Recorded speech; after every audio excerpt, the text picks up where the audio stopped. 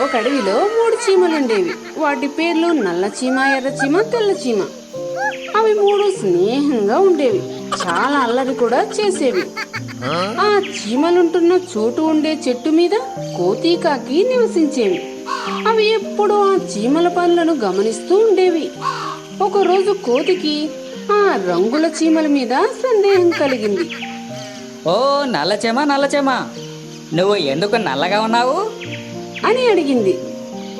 నల్ల చీమ దానికి, నేను ఎండలో ఎక్కువగా తిరుగుతూ ఉంటాను, అందుకే నల్లగా ఉన్నాను. అని సరదాగా సమాధానం చెప్పింది. ఓ ఎర్రచెమ ఎర్రచెమ, నువ్వు ఎందుకు ఎర్రగా ఉన్నావు అని వెంటనే అడిగింది కోతి. నేను పండ్ల రసాలు ఎక్కువగా తాగుతాను, కాబట్టి ఎర్రగా ఉన్నాను. అని చిలిపిగా అన్నదా చీమ. ఓ తెల్లచెమ తెల్లచెమ, మరి నువ్వెందుకు తెల్లగా ఉన్నావు అని అడిగింది కోతి. దానికి తెల్ల చీమ, నేను పౌడర్ బాగా రాసుకుంటాను, అందుకే తెల్లగా ఉన్నాను. అంటూ కొంటెగా జవాబిచ్చింది. చీమలు చెప్పిన సమాధానం విన్న కాకి ఆలోచనలో పడింది.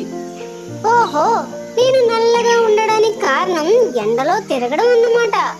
ఇక నుంచి బయటకు వెళ్ళకూడదు అని నిర్ణయించుకుని గుహలోపలే ఉండిపోయింది. అలా 2 రోజులుందో లేదో తినడానికి తిండి దొరక్క కళ్ళు తిరిగి కింద పడింది. తరువాత రకరకాల పండ్లతో జ్యూస్ చేసుకుంది. ఈ పండ్ల జ్యూస్ తాగి నేను ఎర్రగా అయిపోతాను అనుకుని రోజంతా తాగుతూ ఉంది. అది ఎర్రగా మారడం అటుంచి దాని స్టమక్ అప్సెట్ అయింది. ఇక లాభం లేదు. ఈ పౌడర్ అద్దుకుని తెల్లగా సినిమా హీరోయిన్ లా రెడీ అవుతా అనుకుని ఒళ్ళంతా పౌడర్ పూసుకుంది. అది అలా బయటకు వెళ్ళిందో లేదో ఒక్కసారిగా జోరుగా వాన కురవడంతో రంగంతా పోయి మళ్ళీ మామూలుగా అయిపోయింది.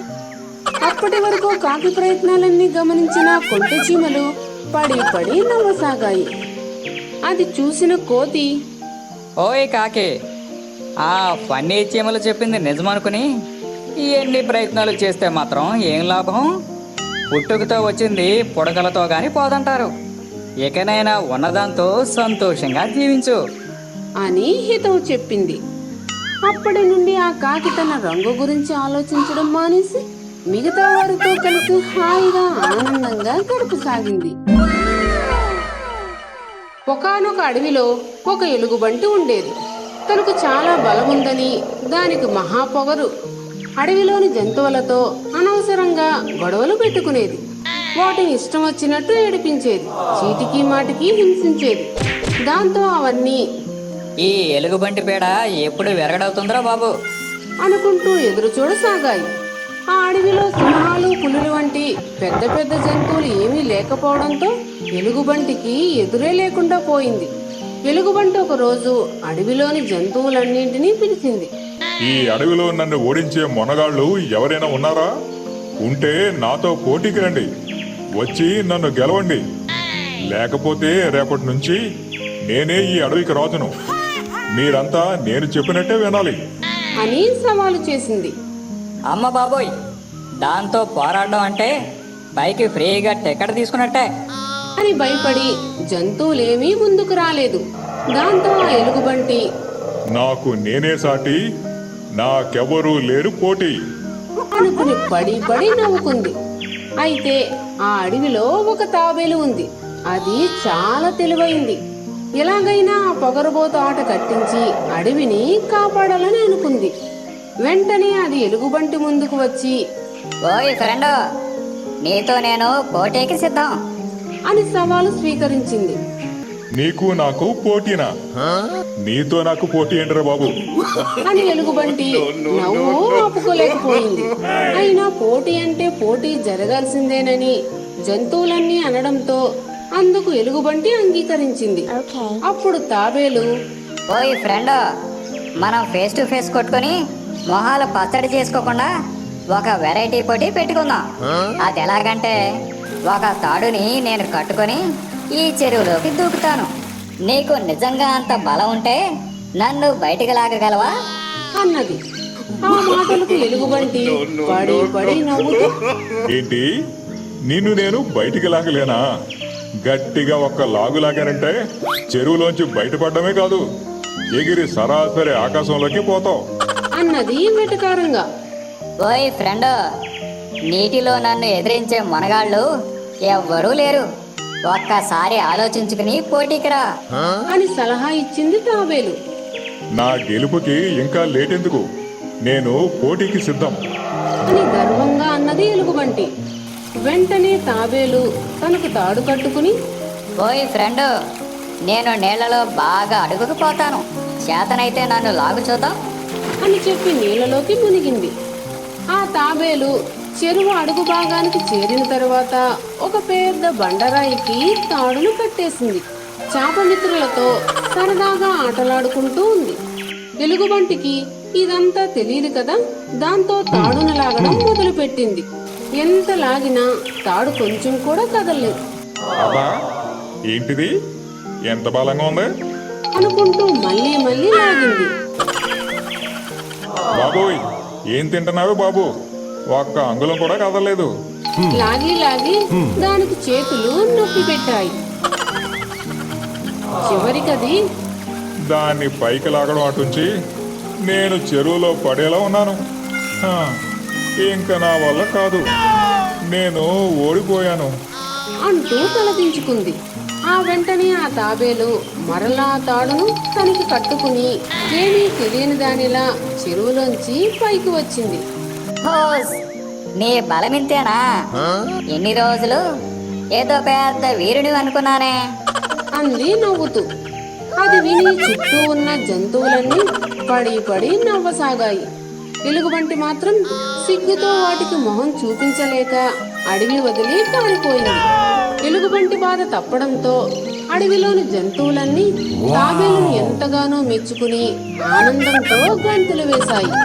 ఈ కథలో నీతేమిటంటే, చిన్నపాటి తెలివితో ఎలాంటి కష్టాల నుండైనా గట్టెక్కవచ్చు. ఒక పెద్ద చెరువులో చాలా కప్పలు ఉండేవి.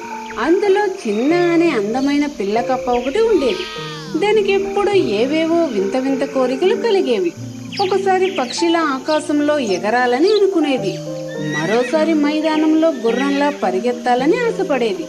దాని వింత కోరికలు తీర్చలేక వాళ్ళమ్మకు తల ప్రాణం తోకదాకా వచ్చేది. ఒకరోజు ఒక పాము ఆ చెరువు దగ్గరే ఒక పుట్ట కట్టుకుని ఉండసాగింది. ఆ పామును చూడగానే పిల్లకప్పకి ఒక వింత కోరిక కలిగింది. వెంటనే తల్లి దగ్గరకు పరిగెత్తింది. అమ్మా అమ్మా, పాము పడగ మీద ఎక్కి ఈ అడవంతా తిరగాలని ఉంది అని చెప్పింది. దాని కోరిక విన్న వాళ్ళమ్మ కంగారు పడిపోయింది. అబ్బా, ఏం కోరికరా నీది? పాము దగ్గరికి వెళ్ళావంటే చస్తావు. అలాంటి పనులేం చెయ్యకు అంటూ తల్లి బుజ్జగించింది. తల్లి మాటలను పిల్లకప్ప పట్టించుకోలేదు. ఎలాగైనా తను ఈ ఒక్క కోరిక తీర్చుకోవాలనుకుంది. ఓసారి తల్లి లేని సమయం చూసి పాము పుట్ట దగ్గరకు వెళ్ళింది. హాయ్, నా పేరు చిన్న. నన్ను నీ పడగపై ఎక్కించుకోవా అని పామును అడిగింది. పిల్లకప్ప ధైర్యంగా వచ్చి తనను అడగడం చూసి పాము చాలా ఆశ్చర్యపోయింది. పైగా పాముకు ఆకలి కూడా వేస్తుంది. వెంటనే లటుక్కున ఆ కప్ప పిల్లను మింగేయాలనుకుంది. కానీ ఆ పాము కొంచెం మంచిది. పిల్లకప్ప చనిపోయే ముందు దాని కోరిక తీర్చాలనుకుంది. సరేరా, నా పడగ మీద ఎక్కి కూర్చో అంది పాము. అంత ఎత్తులో ఉన్నావు, నీ పడగ మీదకు నేను ఎలా ఎక్కగలను? ఓ సదా, ముందు ఆ రాయి మీద ఎక్కి ఆ తర్వాత నా పడగపైకి దూకు అని చెప్పింది పాము. పాము చెప్పినట్టే చేసిందా పిల్లకప్ప. పాము పడగపై కూర్చుని అలా వెళ్తుంటే దానికి చాలా సంతోషం వేసింది. తన పిల్ల కోసం వెతుకుతూ చెరువు బయటకు వచ్చిన తల్లి కప్ప ఈ దృశ్యం చూసింది. అయ్యో చిన్న, ఎంత తెలివి తక్కువ పని చేశావు. నిన్ను పాము వదలదు, తినేస్తుంది. మనమే వాటి ప్రధానమైన ఆహారం అంటూ కంగారుగా అంది. ఆ మాటలు విన్నాక కప్ప పిల్లకి భయం పట్టుకుంది. నిజంగానే ఈ పాము నన్ను తినేస్తుందేమో. ఇప్పుడు ఏం చేయాలి? ఎలా తప్పించుకోవాలి? అనుకుని వణికిపోసాగింది. వెంటనే తల్లి కప్ప కంగారు పడుకు. ఆ పామును చెరువు వద్దకు తీసుకురా. నీటి దగ్గరకు రాగానే ఒక్కసారిగా నీటిలోకి దూకేయ్. అంటూ సలహా చెప్పింది.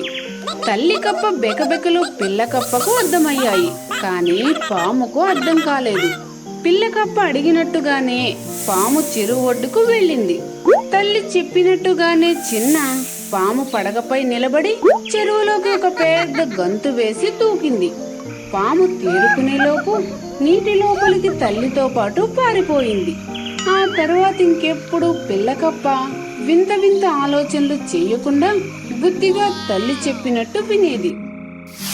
ఫ్రెండ్స్, ఈ వీడియో మీకు నచ్చినట్లయితే లైక్ చేయండి, మీ ఫ్రెండ్స్ కు షేర్ చేయండి, తప్పనిసరిగా కామెంట్ చేయండి. అలాగే మా ఛానల్ సబ్స్క్రైబ్ చేసుకుని మాకు సపోర్ట్ చేయండి.